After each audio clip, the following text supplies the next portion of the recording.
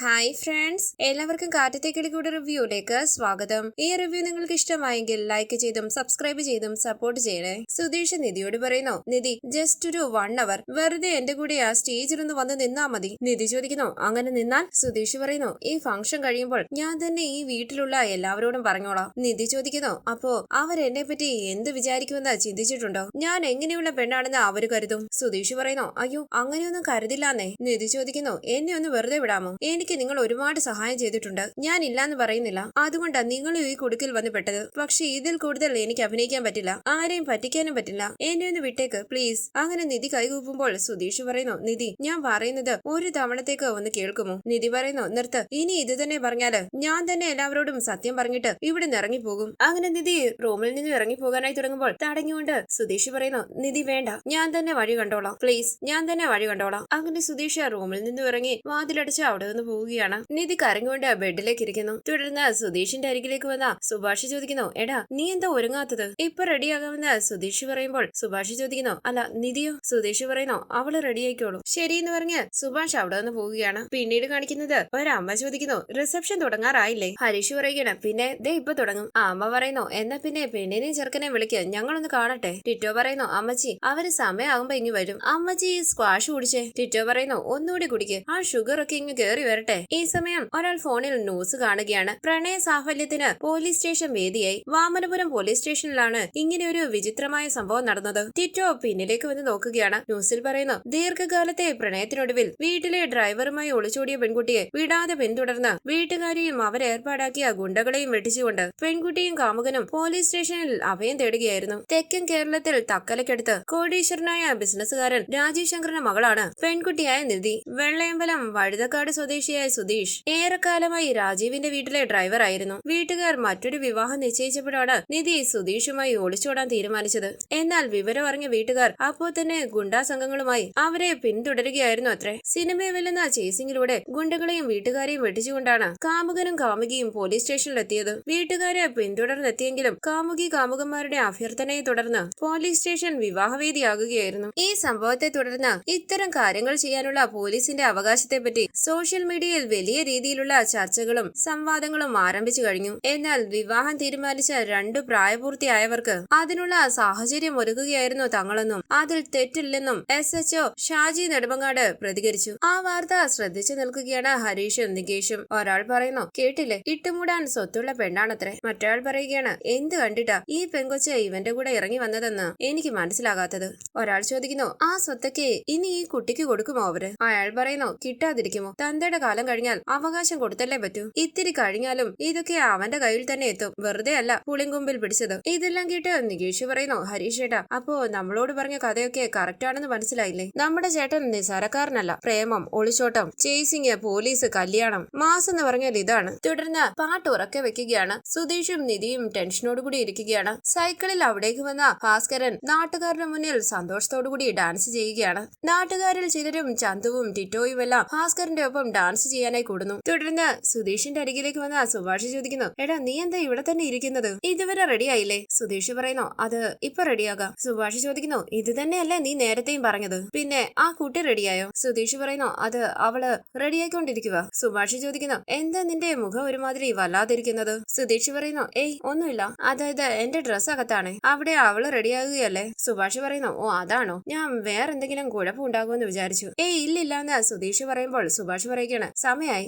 ആളുകളൊക്കെ എത്തിക്കഴിഞ്ഞു, നിങ്ങൾ വേഗം വാ കേട്ടോ. ഈ സമയം അവിടേക്ക് വന്ന സുനന്ദ ചോദിക്കുന്നു, സുഭാഷ് ഏട്ടാ അകത്തേക്ക് വരാമോ? സന്തോഷത്തോടു കൂടി സുഭാഷ് പറയുന്നു, വാ വാ. അരികിലേക്ക് വന്ന സുനന്ദയോട് സുഭാഷ് പറയുകയാണ്, ഫംഗ്ഷന് വരാൻ പറ്റിയല്ലേ, നന്നായി. സുധീഷിന് കൈ കൊടുത്തുകൊണ്ട് സുനന്ദ പറയുന്നു, കൺഗ്രാചുലേഷൻസ്. താങ്ക്സ് എന്ന് സുധീഷ് പറയുമ്പോൾ സുനന്ദ ചോദിക്കുകയാണ്, അല്ല കല്യാണ ചെറുക്കൻ ഇതുവരെ ഒരുങ്ങിയില്ലേ? സുഭാഷ് പറയുന്നു, അതെ, ഇവന്റെ ഡ്രസ്സ് അകത്ത് വിട്ടുപോയി, അവിടെ നിധി റെഡിയായിക്കൊണ്ടിരിക്കുക. ഇത് കിട്ടുമൂളി സുനന്ദ ചോദിക്കുന്നു, എന്റെ ഡ്രസ്സ് എങ്ങനെയുണ്ട്? നന്നായിട്ടുണ്ടെന്ന് സുഭാഷ് പറയുമ്പോൾ സുനന്ദ ചോദിക്കുകയാണ്, അതൊന്ന് ചിരിച്ച് സന്തോഷത്തോടെ പറഞ്ഞൂടെ? സുഭാഷ് ചോദിക്കുന്നു, അല്ല നീ എങ്ങനെ ഇങ്ങി പോകുന്നത്? നിന്റെ അമ്മ നിന്നെ വിട്ടോ? സുനന്ദ പറയുന്നു, ഇങ്ങോട്ട് കടന്നാൽ കാല് തല്ലി ഒടിക്കുമെന്നൊക്കെ പറഞ്ഞു, പക്ഷെ ഞാനിങ്ങി പോന്നു. ഒരു കാര്യം പറയട്ടെ, അമ്മയും ഗംഗാധരൻ മാമനുമേ ആ ഗേറ്റിന് പുറത്ത് മാറി നിൽപ്പുണ്ട്, ഇവിടെ എന്തൊക്കെയാ നടക്കുന്നതെന്ന് കാണാൻ. ഇങ്ങനെ ഒരു ഫംഗ്ഷൻ നടക്കുന്നുവെന്ന് അവർക്കൊക്കെ വിശ്വസിക്കാനേ പറ്റിയിട്ടില്ല. സുഭാഷ് പറയുകയാണ്, അതെ, ഞാൻ അവരെ വീട്ടിലേക്ക് വിളിച്ചതല്ലേ, എന്നിട്ട് പിന്നെന്തിനാ പുറത്തു നിന്ന് ഒളിഞ്ഞു നോക്കുന്നത്? നേരെ വന്ന് മുമ്പിൽ ഇരുന്നൂടെ? സുനന്ദ പറയുന്നു, കല്യാണം നല്ല രീതിയിൽ നടക്കണമെന്ന ആഗ്രഹം ഉണ്ടെങ്കിലല്ലേ അവർ ഒരു സന്തോഷത്തോടെ വന്നിരിക്കൂ. ഇപ്പോഴും വിചാരിക്കുന്നത് ഈ കല്യാണം നടക്കരുതെന്നോ? സുഭാഷ് പറയുന്നു, എടി കല്യാണമൊക്കെ എപ്പോഴേ നടന്നു. ഇപ്പൊ നടക്കാൻ പോകുന്നത് റിസപ്ഷനാ. അതിപ്പോ തന്നെ തുടങ്ങുകയും ചെയ്യും. സുനന്ദ പറയുന്നു, എന്നാ വേഗം ആവട്ടെ, ഇപ്പൊ തന്നെ വൈകിയില്ലേ? സുഭാഷ് പറയുന്നു, അതെ, നീ ഒരു കാര്യം ചെയ്യ്, നീ ഒന്ന് ചെന്ന് നിധിയെ റെഡിയാകാൻ ഹെൽപ്പ് ചെയ്യ്. സുനന്ദ പറയുന്നു, പിന്നെന്താ, 5 മിനിറ്റ് കൊണ്ട് ഇറക്കിക്കൊണ്ടുവരാം. സുഭാഷ് പറയുന്നു, പിന്നെ ഇവന്റെ ഡ്രസ്സും അതിനകത്ത് ഇരിപ്പുണ്ട്, അതൊന്ന് എടുത്തു കൊടുക്കണേ. ഓക്കെ എന്ന് പറഞ്ഞ് സുനന്ദ റൂമിലേക്ക് പോകാനായി തുടങ്ങുമ്പോൾ തടഞ്ഞുകൊണ്ട് സുധീഷ് പറയുന്നു, ഏയ് വേണ്ട വേണ്ട. എന്താടാന്ന് സുഭാഷ് ചോദിക്കുമ്പോൾ സുധീഷ് പറയുകയാണ്, ഒന്നുമില്ല. സുനന്ദ ചോദിക്കുന്നു, ഓക്കെ അല്ലേ? അതേന്ന് സുധീഷ് മൂളുമ്പോൾ സുഭാഷിനെ നോക്കി ഒന്ന് പുഞ്ചിരിച്ച് സുനന്ദ റൂമിലേക്ക് പോവുകയാണ്. വാതിൽ തുറന്ന് റൂമിലേക്ക് വന്ന സുനന്ദ കാണുകയാണ് ബെഡിലിരിക്കുന്ന നിധിയെ. സുഭാഷ് സുധീഷിനോട് പറയുന്നു, ദേ അവള് ഡ്രസ്സ് കൊണ്ടുവന്നു കഴിഞ്ഞാൽ നീ വേഗം റെഡി ആയിക്കോണം. ഇനി എങ്ങാനും വൈകിയാൽ കേട്ടല്ലോ. ഈ സമയം പുറത്തു നിന്ന ഒരാള് സുഭാഷ് ഏട്ടാന്ന് വിളിക്കുകയാണ്. ദാ വരുന്നടാന്ന് പറഞ്ഞ് സുഭാഷ് പുറത്തേക്ക് പോവുകയാണ്. സുധീഷ് പറയുന്നു, അയ്യോ കഴിഞ്ഞു, ഇതുവരെ പിടിച്ചു നിന്നതുപോലെ ഇനിയും പറ്റുമെന്ന് തോന്നുന്നില്ല. എല്ലാം ഇപ്പൊ പൊളിയും, എല്ലാം പൊളിയും. തുടർന്ന് സുനന്ദ ചോദിക്കുന്നു, ഇതെന്താ ഇത്, ഇതുവരെ റെഡിയായില്ലേ? കാണാൻ നല്ല ഭംഗിയുണ്ട് കേട്ടോ. മിനിങ്ങാന്ന് ശരിക്ക് കാണാനേ കഴിഞ്ഞില്ല, നല്ല ഐശ്വര്യമുള്ള മുഖം. നിധി ചോദിക്കുന്നു, ഇയാൾ ആരാ? സുനന്ദ പറയുന്നു, അയ്യോ അത് പറഞ്ഞില്ല അല്ലേ, എന്റെ പേര് സുനന്ദ. സുധീഷ് ഇല്ലേ, എന്റെ അമ്മയുടെ സഹോദരന്റെ മകനാ. സുധീഷിനുള്ള ഡ്രസ്സ് ഇവിടെ ഇരിക്കുന്നെന്ന് പറഞ്ഞു. എവിടെയാ അത്? അങ്ങനെ ചുറ്റും നോക്കി അവിടെ ഇരിക്കുന്ന ആ ഡ്രസ്സ് കണ്ട് അത് എടുത്തുകൊണ്ട് സുനന്ദ പറയുന്നു, ഇതാണല്ലേ? പെട്ടെന്ന് സുനന്ദ ശ്രദ്ധിക്കുകയാണ് നിധിയുടെ സാരി കവറിൽ തന്നെ ഇരിക്കുന്നത്. സുനന്ദ പറയുന്നു, അല്ല സാരി ഇതിന്ന് എടുത്തത് പോലും ഇല്ലല്ലോ. അങ്ങനെ വരട്ടെ, സാരി ഉടുക്കാൻ അറിയില്ല അല്ലേ? മനസ്സിലായി മനസ്സിലായി, ഉടുക്കാനും അറിയില്ല, എന്നാൽ അത് ആരോടും പറയാനും കഴിയില്ല, അതല്ലേ? സാരമില്ല, ഞാനല്ലേ ഇവിടെ, ഒക്കെ ശരിയാക്കി തരാം. ആദ്യമേ ഇത് കൊണ്ടുപോയി സുധീഷിന് കൊടുത്തിട്ട് വരാമേ. അങ്ങനെ സുനന്ദ ഡ്രസ്സുമായി സുധീഷിന്റെ അരികിലേക്ക് ചെന്നിട്ട് പറയുന്നു, ഇതാ വേഗം റെഡിയാകു. സുധീഷ് അത് വാങ്ങുമ്പോൾ സുനന്ദ പറയുന്നു, പാവം, ഞാൻ ചെല്ലുമ്പോഴേ സാരി എങ്ങനെ ഉടുക്കണോന്നറിയാതെ ആ കുട്ടി കട്ടിലിൽ ഇങ്ങനെ അന്തിച്ചിരിക്കുക. ഒരു 10 മിനിറ്റ് കൊണ്ട് സാരി ഉടുപ്പിച്ച് സുന്ദരി കുട്ടിയെ കൊണ്ടുവരാം കേട്ടോ. അങ്ങനെ സുനന്ദ റൂമിലേക്ക് പോകുമ്പോൾ ടെൻഷനോടുകൂടി ഇരിക്കുകയാണ് സുധീഷ്. റൂമിനകത്തേക്ക് കയറി വാതിലടയ്ക്കുന്ന സുനന്ദ പറയുകയാണ്, അത് ശരി, ഇതിന് കുറ്റിയും കൊളുത്തൊന്നും ഇല്ലേ?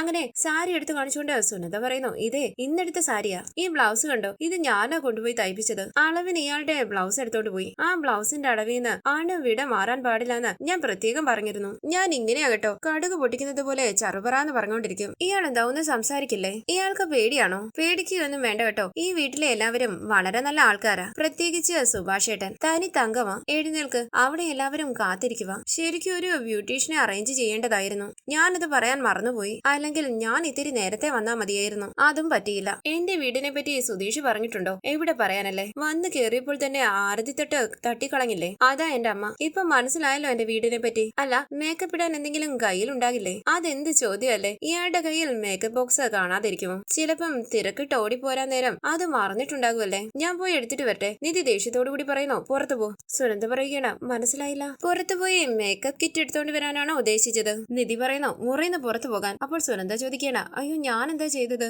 എന്തേലും തെറ്റായി പറഞ്ഞു എന്ന് തോന്നിയോ? നിധി ചോദിക്കുന്നു, പ്ലീസ് ഒന്ന് പുറത്തു പോകാമോ? സുനന്ദ ചോദിക്കുന്നു, അപ്പൊ തയ്യാറാകണ്ടേ? സാരി തനിയെ ഉടുക്കുമോ? ഞാൻ ഹെൽപ്പ് ചെയ്യണ്ട? നിധി ചോദിക്കുന്നു, ഞാൻ എന്തിനു തയ്യാറാകണം? ആളുകളുടെ മുമ്പിൽ ഞാൻ എന്തിനു വന്ന് നിൽക്കണം? പ്ലീസ് എന്നെ ഒന്ന് ഒറ്റയ്ക്ക് വിട് പ്ലീസ്. ഇത് കേട്ട് സംശയത്തോടു കൂടി ആലോചിച്ച് നിൽക്കുകയാണ് സുനന്ദ. തുടർന്ന് റിസപ്ഷനായി ഒരുങ്ങി പുറത്തേക്ക് ഇറങ്ങി വരികയാണ് സുധീഷ്. സന്തോഷത്തോടു കൂടി സുഭാഷ് പറയുന്നു, എടാ നന്നായിട്ടുണ്ട്, നല്ല കറക്റ്റ് ഫിറ്റ് അല്ലേടാ? നികേഷും ഹരീഷും കൂടി പോയി വാങ്ങിയതാ. ഈ സമയം റൂമിന് പുറത്തേക്ക് ഇറങ്ങി വരികയാണ് സുനന്ദ. സുധീഷ് ടെൻഷനോടുകൂടി സുനന്ദയെ നോക്കുമ്പോൾ സുഭാഷ് ചോദിക്കുന്നു, എന്തായി, റെഡിയായോ? സുനന്ദ പറയുകയാണ്, ഇനി ആ കുട്ടി റെഡി ആയിട്ടില്ല, അങ്ങനെ തന്നെ ഇരിക്കുക. സുഭാഷ് ചോദിക്കുന്നു, അതെന്താ തയ്യാറായില്ലേ? എന്തേ? സുനന്ദ പറയുന്നു, എന്നെ ചീത്ത പറഞ്ഞു. അപ്പോൾ സുധീഷ് പറയുകയാണ്, ഏയ് അങ്ങനെയൊന്നും പറയില്ല. സുനന്ദ ചോദിക്കുകയാണ്, ഞാൻ എന്തിനു തയ്യാറാകണമെന്ന് ദേഷ്യപ്പെട്ടു? അത് ചീത്തയല്ലേ? മുറിയിൽ നിന്ന് ഇറങ്ങി പോകാനും പറഞ്ഞു. സുഭാഷ് സുധീഷിനെ നോക്കുമ്പോൾ സുധീഷ് പറയുന്നു, ഏയ് ഇല്ലേട്ടാ, അങ്ങനെയൊന്നും പറയാൻ ചാൻസ് ഇല്ല. സുനന്ദ ചോദിക്കുന്നു, ഞാൻ പിന്നെ നുണ പറയുമോ? ആ കുട്ടി റെഡിയായി വരുമെന്ന് എനിക്ക് തോന്നുന്നില്ല. എന്തുപറ്റി, വല്ല വഴക്കുവാണോ? അതോ ഈ റിസപ്ഷൻ ഇഷ്ടമാകാഞ്ഞാണോ? ഏയ് അല്ലാന്ന് സുധീഷ് പറയുമ്പോൾ സുഭാഷ് പറയുന്നു, നീ ചെല്ല. ഇത് കേട്ട് മൂളി സംശയത്തോടു കൂടി സുധീഷിനെ ഒന്ന് നോക്കിയിട്ട് സുനന്ദ അവിടെ നിന്ന് പോവുകയാണ്. സുഭാഷ് ചോദിക്കുന്നു, സുധീഷേ എന്താണ് ഈ കേൾക്കുന്നത്? ഞാനൊന്ന് നോക്കട്ടെ എന്ന് സുധീഷ് പറയുമ്പോൾ സുഭാഷ് ചോദിക്കണം, റിസപ്ഷൻ നടക്കാതിരിക്കുമോ? സുധീഷ് പറയുന്നു, നടക്കും ചേട്ടാ. നടക്കാണ്ട് എങ്ങനെയാ? സുഭാഷ് പറയുന്നു, ഞാൻ ആദ്യം മുതലേ ശ്രദ്ധിക്കുന്നുണ്ട്, എന്തോ ഒരു കുഴപ്പമുണ്ട്. നീ കാര്യം പറ, എന്ത് കുഴപ്പമെന്ന് സുധീഷ് ചോദിക്കുമ്പോൾ സുഭാഷ് പറയുകയാണ്, അതാ ഞാനും ചോദിക്കുന്നത്, എന്താ നിങ്ങൾക്കിടയിലുള്ള ശരിയായ പ്രശ്നം? സുധീഷ് പറയുന്നു, അയ്യോ ഒന്നുമില്ല. സുഭാഷ് ചോദിക്കണ, പിന്നെന്താ അവൾ ഇതുവരെ റെഡി ആകാത്തത്? എടാ നിന്റെ മുഖം കണ്ടാൽ അറിയാം, നീ എന്തോ ഒളിക്കുന്നുണ്ട്. എന്താ ഇവിടെ നടക്കുന്നത്? ഏയ് ഒന്നുമില്ല ചേട്ടാന്ന് സുധീഷ് പറയുമ്പോൾ സുഭാഷ് പറയുകയാണ്, എടാ എന്തെങ്കിലും സംഭവിച്ചു കഴിഞ്ഞാൽ നീ പണ്ട് മുതലേ വീട്ടിലുള്ളവരോട് സത്യം തുറന്നു പറയാറില്ല. നീ എന്താ കാര്യമെന്ന് വെച്ചാ പറ. സുധീഷ് പറയുന്നു, അയ്യോ ചേട്ടാ സത്യമായിട്ട് ഒന്നുമില്ല, അത് ചിലപ്പോൾ ഞാൻ പറഞ്ഞില്ലേ അവള് അച്ഛനെ ഓർത്തിട്ട്, അത്രേ ഉള്ളൂ. സുഭാഷ് പറയുന്നു, ഏയ് അതൊന്നും അല്ല, അതല്ലാതെ എന്തോ ഒന്ന് നിങ്ങൾക്കിടയിലുണ്ട്. എടാ ഇത്ര ഏർപ്പാടുകളൊക്കെ ചെയ്യുന്നത് കണ്ടിട്ടും ആ കുട്ടി തയ്യാറാകുന്നില്ലെങ്കിൽ അതിനിടയിൽ എന്തോ ഒരു കുഴപ്പമുണ്ട്. സുധീഷ് പറയുന്നു, ഏയ് ഒന്നുമില്ല ചേട്ടാ, ഞാനൊന്ന് പോയി സംസാരിച്ചിട്ട് വരാം. സുഭാഷ് പറയുന്നു, സുധീഷ് 4 മണി കഴിഞ്ഞപ്പോൾ മുതൽ ആളുകൾ വരാൻ തുടങ്ങിയതാ. മണി ഇപ്പം 6 കഴിഞ്ഞു. ഞാൻ അവരോടൊക്കെ എന്താടാ പറയുക? സുധീഷ് പറയുന്നു, ചേട്ടാ വരാമെന്ന് ഞാൻ പറഞ്ഞല്ലോ, നിങ്ങൾ എന്തിനാ വെറുതെ ഇങ്ങനെ ടെൻഷൻ ആകുന്നത്? ചെല്ല്, ഞാൻ വരാം. തുടർന്ന് സുധീഷ് റൂമിലേക്ക് വരുമ്പോൾ നിധി ചോദിക്കുന്നു, ഇയാള് വീട്ടിലെല്ലാവരോടും പറഞ്ഞില്ലേ? വാതിലടച്ച് സുധീഷ് പറയുന്നു, അത് എങ്ങനെയാ നിധി ഞാനത് പറയുക? എനിക്കൊരു എത്തും പിടിയും കിട്ടുന്നില്ല. നിധി പറയുന്നു, ഇയാളുടെ വിഷമം മാത്രമേ ആലോചിക്കുന്നുള്ളൂ, എന്റെ ഭാഗത്ത് നിന്ന് ആലോചിക്കുന്നതേ ഇല്ല അല്ലെ? സുധീഷ് പറയുന്നു, ദേ ഈ കഴിഞ്ഞ 4 ദിവസമായിട്ട് ഞാൻ ഇയാളുടെ ഭാഗത്തുനിന്ന് മാത്രമല്ലേ ചിന്തിച്ചിട്ടുള്ളൂ. നിധി പറയുന്നു, അതെ, എനിക്കായിട്ട് നിങ്ങൾ ഒരുപാട് കാര്യങ്ങൾ ചെയ്തു, സമ്മതിക്കുന്നു. എന്നാൽ അതുമാത്രം വിളിച്ചു പറഞ്ഞ് എന്നെ ഇങ്ങനെ വിഷമിപ്പിക്കല്ലേ? സുധീഷ് പറയുകയാണ്, അവരൊക്കെ വലിയ സന്തോഷത്തിലാ, നമ്മുടെ കല്യാണം കഴിഞ്ഞു എന്നുള്ള വിശ്വാസത്തിലാ അവരെല്ലാവരും. അവരോട് എനിക്കതൊരു നുണയാണെന്ന് പറയാൻ പറ്റുന്നില്ല. എന്റെ അവസ്ഥയൊന്ന് മനസ്സിലാക്കണം. വാതിലിന്റെ അരികിലേക്ക് വന്ന സുഭാഷ് അവരുടെ സംസാരം ശ്രദ്ധിക്കുകയാണ്. നിധി പറയുന്നു, നിങ്ങളുടെ അവസ്ഥ എനിക്ക് മനസ്സിലാകും, എന്നാൽ എന്റെ അവസ്ഥ നിങ്ങൾ ഒട്ടും മനസ്സിലാക്കുന്നില്ല. എനിക്കിങ്ങനെ അഭിനയിക്കാൻ പറ്റില്ല. പ്ലീസ് വീണ്ടും വീണ്ടും എന്നോട് അഭിനയിക്കാൻ പറയല്ലേ. എന്റെ വീട്ടുകാരെയും ഞാൻ ചതിച്ചു, നിങ്ങളുടെ വീട്ടുകാരെയും കൂടി എനിക്ക് ചതിക്കാൻ കഴിയില്ല. ഒരിക്കലും ശരിയാക്കാൻ പറ്റാത്തതുപോലെയുള്ള തെറ്റാ നമ്മൾ ചെയ്തുകൊണ്ടിരിക്കുന്നത്. അത് നിങ്ങൾക്ക് മനസ്സിലാകുന്നില്ലേ? സുധീഷ് പറയുന്നു, ദേ അവസാനമായിട്ട് ഒരു തവണ മാത്രം എനിക്ക് വേണ്ടി ഒന്ന് അഡ്ജസ്റ്റ് ചെയ്യ്. നാളെ നമുക്ക് എല്ലാ സത്യവും തുറന്നു പറയാമെന്നേ. അതിനുശേഷം ഇയാൾ എന്ത് വേണമെങ്കിലും ചെയ്തു, അത് ഇയാളുടെ തീരുമാനം. എന്റെ വീട്ടുകാരോട് ഞാൻ തന്നെ സത്യം തുറന്നു പറഞ്ഞോളാം, എല്ലാം പറയാം. എനിക്ക് വേണ്ടി ഇതുമാത്രം ഒന്ന് പറ്റില്ല എന്ന് നിധി പറയുമ്പോൾ സുധീഷ് പറയുകയാണ്, നിധി പ്ലീസ്. നിധി പറയുന്നു, പറ്റില്ല എന്ന് പറഞ്ഞില്ലേ? സുഭാഷ് ഉറക്കെ സുധീഷെന്ന് വിളിക്കുകയാണ്. ഇത് കേട്ട് ടെൻഷനോടുകൂടി മുഖത്തോട് മുഖം നോക്കുകയാണ് സുധീഷും നിധിയും. വാതിൽ തുറന്ന് അവരെ സംശയത്തോടുകൂടി ഒന്ന് നോക്കി അകത്തേക്ക് കയറി വാതിൽ അടയ്ക്കുകയാണ് സുഭാഷ്. സുധീഷ് പറയുന്നു, സുഭാഷ് ചേട്ടാ കുറച്ചു നേരം ഒന്ന് പുറത്ത് നിൽക്കുമോ? ഞങ്ങളൊന്ന് സംസാരിക്കട്ടെ. ചേട്ടാ പ്ലീസ് ചേട്ടാ, കുറച്ചു നേരം ഒന്ന് പുറത്ത് നിൽക്ക്. സുഭാഷ് പറയുന്നു, കഴിഞ്ഞ കുറെ നേരമായിട്ട് നീ പറയുന്നത് ഇത് തന്നെയല്ലേ? എന്താ ഇതിലിപ്പോ ഇത്ര സംസാരിക്കാനുള്ളത്? എന്താ ഇവിടെ പ്രശ്നം? നോക്ക്, നാട്ടുകാർ മുഴുവൻ പുറത്തിരിക്കുക. നിങ്ങൾ രണ്ടുപേർക്കും വേണ്ടിയിട്ടാ ഈ റിസപ്ഷൻ അറേഞ്ച് ചെയ്തിരിക്കുന്നത് തന്നെ. പക്ഷേ നിധി ഇതുവരെ തയ്യാറായിട്ടില്ലല്ലോ. സുധീഷ് പറയുന്നു, സുഭാഷ് ചേട്ടാ സുഭാഷ് പറയുന്നു, എടാ വന്നപ്പോ തൊട്ട് നീ ഒരുമാതിരി ഇങ്ങനെ വട്ടം കറങ്ങിക്കൊണ്ടിരിക്കുകയാണല്ലോ, എന്താ നിങ്ങളുടെ പ്രശ്നം? അത് പറ. സുധീഷ് പറയുന്നു, ഇല്ല ചേട്ടാ, ചേട്ടൻ പുറത്തു നിന്നോ, ഞാനൊന്ന് സംസാരിക്കാമെന്ന് പറഞ്ഞില്ലേ? സുഭാഷ് ചോദിക്കുന്നു, ദേ ഇനി എത്ര നേരം നീ സംസാരിക്കും? എടാ ഞാനും ഇത് കണ്ടുകൊണ്ട് തന്നെയാ നിൽക്കുന്നത്, നീ എന്താ കളിയാക്കുകയാണോ? എന്തോ പ്രശ്നമുണ്ട്, നീ അത് പറയാത്തതാ എനിക്കറിയാം, പറ എന്താ കാര്യം? സുധീഷ് പറയുന്നു, അത് ചേട്ടാ ഞാൻ നേരത്തെ പറഞ്ഞിരുന്നില്ലേ, ഇവളുടെ അച്ഛനെ വയ്യാണ്ടിരിക്കുകയാണല്ലോ, അപ്പൊ പോയിട്ട് കാണാനോ കഴിഞ്ഞില്ല, അപ്പൊ അതിന്റെ വിഷമം കൊണ്ട് നിധി. അതല്ലാന്ന് നിധി പറയുമ്പോൾ സുധീഷ് പറയുകയാണ്, നിക്ക് ഞാൻ പറയാം. സുഭാഷ് ചേട്ടാ അതെ. സുഭാഷ്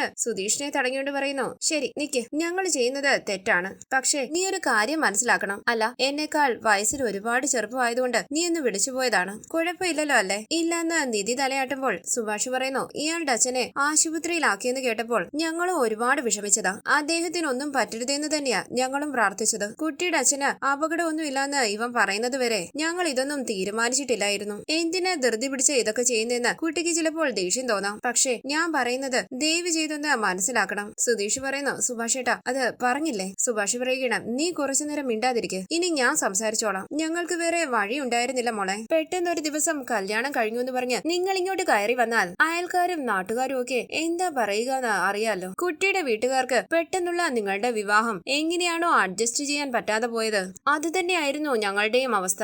ഇവൻ ഡ്രൈവറായിട്ട് പോയ വീട്ടിലെ പെണ്ണിനെയും കൊണ്ട് ഓടിപ്പോയെന്നാ ആദ്യം ഞങ്ങൾ അറിഞ്ഞത്. ഇവനെ അങ്ങോട്ട് അയച്ച ആളാ ആദ്യം ഞങ്ങളോടത് പറയുന്നത് തന്നെ. നോക്ക്, അപ്പൊ തൊട്ട് തുടങ്ങിയ പേടിയും ടെൻഷനുമാ. എന്തായി ഏതായി എന്ന് ഒരു പിടിയില്ലാതെ കാത്തിരിക്കുകയായിരുന്നു ഞങ്ങൾ എല്ലാവരും. അങ്ങനെ ഇരിക്കുമ്പോൾ പോലീസ് സ്റ്റേഷനിൽ നിന്ന് ഒരു കോള് വന്നു. ഇവൻ കുട്ടിയെ കല്യാണം കഴിച്ചു എന്ന് പറഞ്ഞു. എങ്ങനെ ഇരിക്കുന്നു എന്ന് മോള് തന്നെ ഒന്ന് ആലോചിച്ച് നോക്ക്. അപ്പോഴാ നിങ്ങൾ വന്നത്. നാട്ടുകാരെല്ലാം കാണുകയും ചെയ്തു. മോൾ ഇവന്റെ കൂടെ ഓടി വന്നുവെന്ന് എല്ലാവരും പറയാനും തുടങ്ങി. അങ്ങനെ ഓടി വന്ന ഒരു പെൺകുട്ടി എന്ന പേര് എന്റെ അനിയന്റെ ഭാര്യയ്ക്ക് ഉണ്ടാകരുതെന്ന് എനിക്ക് ആഗ്രഹമുണ്ട്. എല്ലാവിധ മര്യാദകളോടും കൂടി അവന്റെ പെണ്ണിനെ വരവേൽക്കണമെന്നും നാട്ടുകാരുടെ മുമ്പിൽ അഭിമാനത്തോടെ നിർത്തണമെന്നും ഞാൻ വിചാരിച്ചു. അതിനായി ഈ ഏർപ്പാടെല്ലാം ചെയ്തത്. കണ്ടു നിറങ്ങിയ നിധി പറയുന്നു, നിങ്ങൾ എല്ലാവരും വിചാരിക്കുന്നത് പോലെ ഞങ്ങൾ രണ്ടുപേരും സ്നേഹിച്ച് വിവാഹം കഴിച്ചവരല്ല. ഇത് കേട്ട് ഞെട്ടി സുധീഷിനെ നോക്കുകയാണ് സുഭാഷ്. സുധീഷ് ഞെട്ടി കണ്ണടച്ച് ടെൻഷനോടുകൂടി നിൽക്കുകയാണ്. അങ്ങനെ ഇന്നത്തെ എപ്പിസോഡ് അവസാനിച്ചു. ഇനി അടുത്ത എപ്പിസോഡ് പ്രൊമോ റിവ്യൂ. നിധി നടന്ന കാര്യങ്ങളെല്ലാം സുഭാഷിനോട് തുറന്നു പറയുകയാണ്. കണ്ടു നിറഞ്ഞ് സുഭാഷ് പറയുന്നു, ഈ വീടിന്റെ ജാതകം തിരുത്തി കുറിക്കാൻ സുധീഷ് ഒരാളെ വിവാഹം കഴിച്ചുകൊണ്ട് വന്നിരിക്കുന്നുവെന്ന് മനസ്സ് തുറന്ന് ഞാൻ സന്തോഷിച്ചു. നിന്റെ അവസ്ഥ നോക്കാതെ ഞങ്ങൾ ഒരുപാട് ബുദ്ധിമുട്ടിച്ചു, സോറി. അങ്ങനെ സുഭാഷ് നിധിയുടെ മുന്നിൽ കൈകൂപ്പുകയാണ്. നിധി കണ്ണു നിറഞ്ഞ വിഷമത്തോടുകൂടി സുഭാഷിനെ നോക്കുന്നു. തുടർന്ന് സുഭാഷ് പറയുന്നു, ഇനി അവരെ കാത്തിരുത്തി ബുദ്ധിമുട്ടിക്കുന്നത് ശരിയല്ല. സുഭാഷ് സുധീഷിനെയും കൂട്ടി എല്ലാ എല്ലാവരുടെയും മുന്നിലേക്ക് പോവുകയാണ്. നാട്ടുകാരെല്ലാവരും അവരെ ശ്രദ്ധിക്കുകയാണ്. സുനന്ദ സംശയത്തോടുകൂടി അവരെ നോക്കുന്നുണ്ട്. സുധീഷിനെയും കൂട്ടി വേദിയിലേക്ക് വന്ന സുഭാഷ് എല്ലാവരുടെയും മുന്നിൽ കൈകൂപ്പി പറയുന്നു, ഞങ്ങളുടെ ക്ഷണം സ്വീകരിച്ചെത്തിയ എല്ലാവർക്കും നന്ദി. റിസപ്ഷനായി നിധി വേദിയിലേക്ക് വരില്ല എന്നുള്ള കാര്യം സുഭാഷ് നാട്ടുകാരോട് കണ്ടു നിറങ്ങി പറയുമ്പോൾ സന്തോഷത്തോടുകൂടി നിൽക്കുകയാണ് ലളിതയും ഗംഗാധരനും ഭാസ്കരനും സുനന്ദയും എല്ലാം വിഷമത്തോടുകൂടി സുഭാഷിനെ നോക്കുന്നു. സുഭാഷിന്റെ വിഷമം കണ്ട് നിധി റിസപ്ഷനായി സുഭാഷും അനിയന്മാരും വാങ്ങിച്ചു കൊടുത്ത സാരി ഉടുത്തുകൊണ്ട് പുറത്തേക്ക് ഇറങ്ങി വരികയാണ്. ഇത് കണ്ട് ഞെട്ടി നിൽക്കുകയാണ് എല്ലാവരും. വരാനിരിക്കുന്ന എപ്പിസോഡ് വിശേഷങ്ങളുമായി വീണ്ടും കാണാം. Thank you for watching. Please subscribe, like and share my channel.